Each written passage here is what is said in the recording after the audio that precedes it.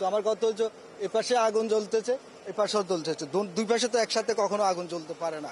আমি একটু পানির হিসেব মন্ত্রণালয়গুলোর হিসেব দিচ্ছি। সেখানে পানি সম্পদ মন্ত্রণালয়, যুব ক্রীড়া মন্ত্রণালয়, ডাক ও টেলিযোগাযোগ ও তথ্য প্রযুক্তি মন্ত্রণালয়, ডাক ও টেলিযোগাযোগ বিভাগ, স্থানীয় সরকার ও পল্লী উন্নয়ন ও সমবায় মন্ত্রণালয়, স্থানীয় সরকার বিভাগ, পল্লী উন্নয়ন ও সমবায় বিভাগ, শ্রম ও কর্মসংস্থান মন্ত্রণালয়, অর্থ বিভাগ অর্থাৎ অর্থ মন্ত্রণালয়ের যে অর্থ বিভাগ সেটি এই 7 নম্বর ভবনেই রয়েছে, আর্থিক প্রতিষ্ঠান বিভাগ রয়েছে এখানে, অভ্যন্তরীণ সম্পদ বিভাগ, সড়ক পরিবহন ও সেতু মন্ত্রণালয়, সড়ক পরিবহন ও মহাসড়ক বিভাগ। অর্থাৎ এই 8টি মন্ত্রণালয় এবং বিভাগ কিন্তু এই যে 7 নম্বর ভবন, সেই 7 নম্বর ভবনের ভেতরেই তারা কাজ করতেন। এখানে সচিব থেকে শুরু করে এখন যারা উপদেষ্টা আছেন তারাও কেউ কেউ কাজ করতেন। ফায়ার সার্ভিস প্রাথমিকভাবে যে কারণটি তারা বলছেন যে এখন পর্যন্ত তারা মূল কারণটি জানেন না যে কিভাবে এই অগ্নিকাণ্ডের সূত্রপাত হয়েছে। তবে যদি বৈদ্যুতিক শর্ট সার্কিটের কারণে হয়ে থাকে তাহলে এভাবে আগুন ছড়িয়ে পড়তে পারে, এবং ভেতরের ইন্টেরিয়র ডিজাইন যেভাবে করা হয়েছে অর্থাৎ সৌন্দর্য বর্ধনের জন্য যে নতুন করে যে সকল জিনিসপত্র এই ভবনের ভিতরে স্থাপন করা হয়েছে সেভাবে আসলে আগুন লাগতে পারে, এটি তাদের ধারণা, প্রাথমিক ধারণা। যেহেতু এটি তদন্তের বিষয় রয়েছে এবং সচিবালয় বাংলাদেশের সবচেয়ে নিরাপদ জায়গা, যেখানে 24 ঘন্টা নিরাপত্তা ব্যবস্থা জোরদার থাকে। সচিবালয়ের ভেতরে যারা প্রবেশ করেছেন তারা নিশ্চয়ই জানেন যে অসংখ্য ক্যামেরা রয়েছে, এবং এই যে সচিবালয়ের ভেতরে যে অভ্যন্তরীণ যোগাযোগ, সেই যোগাযোগের কারণে আমরা ইন্টারনেটের সংযোগ সহ বৈদ্যুতিক সংযোগ, বিভিন্ন টেলিফোন কানেকশন, বিভিন্ন রুম থেকে আরেক রুমের যে যোগাযোগ, সেই সবগুলোর কারণে যে টেলিভিশন কানেকশন এবং যে ইন্টারনেটের যে যোগাযোগের জন্য যে তারগুলো ব্যবহার করা, সেগুলো কিন্তু ভেতর দিয়েই প্রবেশ করানো। ফায়ার সার্ভিস শঙ্কা করছে যে কোনো একটি জায়গাতে যদি সেরকম আগুন লেগে থাকে তাহলে এই তারের মাধ্যমে আগুন ছড়িয়ে পড়তে পারে।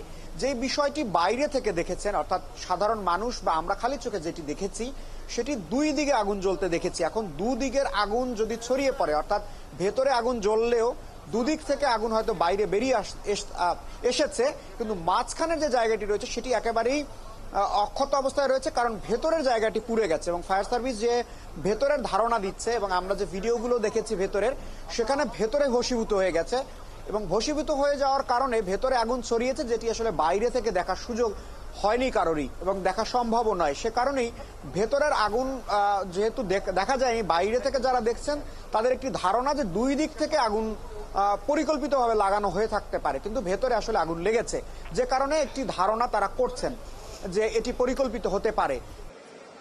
আপনার এই পাশেও দেখা গেছে আগুন, এই পাশেও দেখা গেছে আগুন, মাঝখানে কোনো আগুন ছিল না তখন, মাঝখানে অনেক পরে, হ্যাঁ প্রায় 4:30টার দিকে মাঝখানে আগুনটা আসছে। কিন্তু আমার কথা হচ্ছে এপাশে আগুন জ্বলতেছে, এপাশেও জ্বলতেছে, দুই পাশে তো একসাথে কখনো আগুন জ্বলতে পারে না।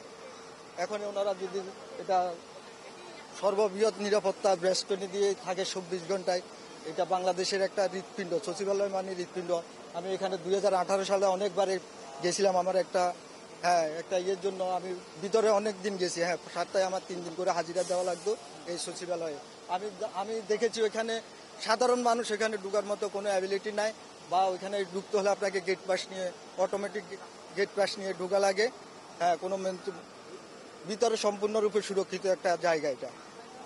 সেটি লিনি আমরা শুনছিলাম একজন প্রত্যক্ষদর্শীর কাছ থেকে যে সচিবালয় তো আসলে সব থেকে সুরক্ষিত জায়গা, এবং এখানে যারা আমরা গণমাধ্যম কর্মীরাও আসি তাদেরকে আসলে অ্যাক্রেডিটেশন কার্ডের মাধ্যমে আসতে হয়, অর্থাৎ আমাদের নিবন্ধিত পরিচয়পত্র এই সচিবালয়ের প্রয়োজন হয়, এবং সেই পরিচয়পত্র ছাড়া আসলে সচিবালয়ে অন্য কোনো সাংবাদিকও আসলে প্রবেশ করার সুযোগ নেই সেই কার্ড ছাড়া, এবং ভেতরের অনুমতি নিয়েই যে কাউকে প্রবেশ করতে হয়। এবং ভেতরে যারা কাজ করেন তারা সবাই পরিচয়ধারী, এবং পরিচয়ের বাইরে কারোর আসলে এটি অরক্ষিত কোনো জায়গা নয় যেখানে আসলে যে কেউ যে কোনোভাবে ঢুকে যেতে পারবেন। সে কারণে এরকম একটি সুরক্ষিত জায়গা যেখানে 24 ঘন্টা নিরাপত্তা ব্যবস্থা থাকে, ভেতরে অসংখ্য সিসি ক্যামেরা রয়েছে, যে ক্যামেরাগুলো সার্বক্ষণিক সচল থাকে এবং সার্বক্ষণিক সেখানে মনিটর করা হয় যে কারা কিভাবে কোথা থেকে আসছেন, কে যাচ্ছেন, কে ভেতরে প্রবেশ করছেন, কোন গাড়িটি প্রবেশ করলো, সবকিছুই আসলে এখানে একেবারেই হাই সিকিউরিটি যেটি বলা হয় সচিবালয়, এবং গুরুত্বপূর্ণ জায়গা। সেখানে নানান ধরনের রাষ্ট্র, সরকার সবকিছু গুরুত্বপূর্ণ নথি থাকে। সেই নথি থাকার কারণে স্বাভাবিকভাবেই এটি একটি খুবই স্পর্শকাতর জায়গা এবং রাষ্ট্রের সব থেকে গুরুত্বপূর্ণ জায়গা। সেই নিরাপত্তা কতটুকু বিধান করা গেল, মানে সেই নিরাপত্তার পরেও যদি এরকম নাশকতার যে কথা বলা হচ্ছে বা কিছু মানুষ ধারণা করছেন যে এরকম নাশকতার ঘটনাও ঘটতে পারে, সেটি আসলে খতিয়ে দেখা উচিত বা সেটি খতিয়ে দেখবেও হয়তো সরকার। তদন্ত কমিটি করবে, সেই তদন্ত কমিটির ভেতর থেকে আসলে বাইরে বেরিয়ে আসবে যে এটি আসলে কি কারণে কিভাবে এই অগ্নিকাণ্ডের ঘটনা ঘটেছে।